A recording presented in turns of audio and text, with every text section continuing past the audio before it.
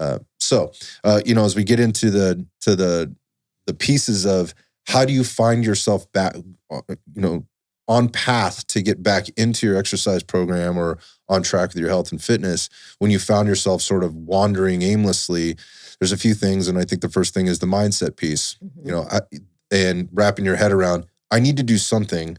So how am I going to do that? And I think the first thing that comes up is having a plan. But before you have a plan, you have to really set some goals. I want to talk about goals. Yeah, well-defined goals. Yeah, because I think if you ask most people, the common stuff always comes up, like, so what's your goal? Well, I need to lose weight. Yeah. Okay. That is a very overarching, ultimately I would like to lose weight. But to me, actually, that's not a goal. That's very loosely defined. You want to lose weight. Yeah, because there's going to be 30 or 40 goals inside of that one goal, those subtasks that are going to achieve that goal, right? Yeah, I think that's a really good way of looking at it. I mean, I think weight loss is a byproduct of you achieving other more measurable goals. Exactly. More attainable and measurable goals. So getting past or digging down to the next level and peeling back that layer and going, all right, well, what are the things I need to do in order to lose weight?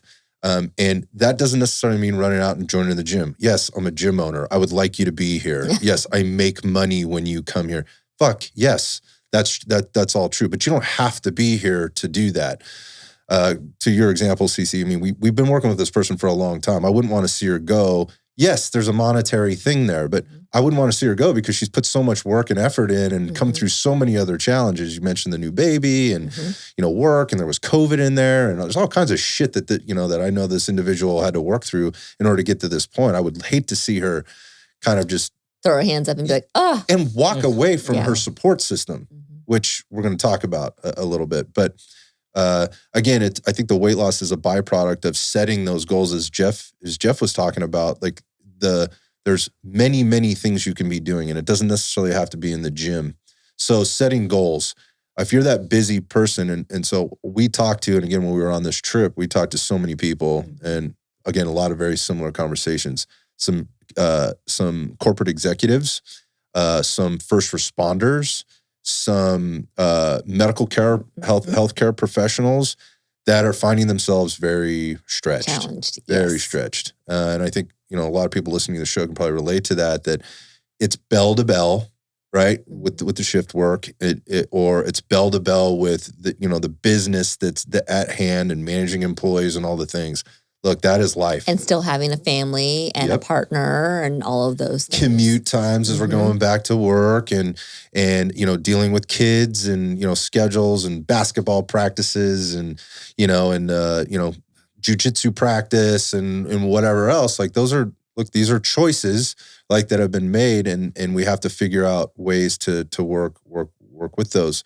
So again, I think people can kind of relate to that if they've fallen off track. And if you're one of those people that's like, no, I never let that shit get in the way. I've got this figured out. Well, somebody that almost always lets this stuff get in the way or is really challenged by this. And you might be able to help them with some of the things we're about to talk about.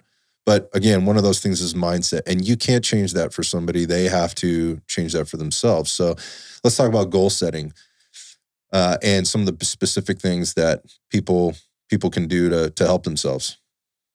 Okay. So as far as the goal setting, I want to work out 3 times. I need to work out 3 times a week, or I want to work out 3 times a week. So how am I going to do that? One of the situations or the conversations that we had with somebody, they're getting up at 4:30 in the morning. They have an hour commute.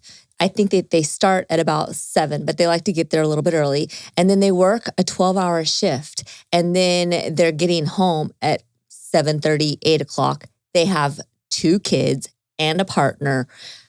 She was saying, so where do I find a workout? Because I'm exhausted by the time I get home and I still have to make dinner on some occasions. So, in those instances, well, if you're not working the other 3 or 4 days, then you make your exercise on those 3 or 4 days a priority. And it doesn't have to be an hour and a half. It can be 30 minutes, split it out 30 minutes over the next 3 or 4 days. And if you're taking kids to school, get up, take them to school, and then make your time when there's zero distraction with kids and partner and get your workout done then. Before pickups and the rest of family life. Something else that we had talked about is, you know what, maybe at the end of the day, when everything's done, just take a 10 to 15 minute walk. They have a treadmill at home inside. Take a 10, 15 minute walk.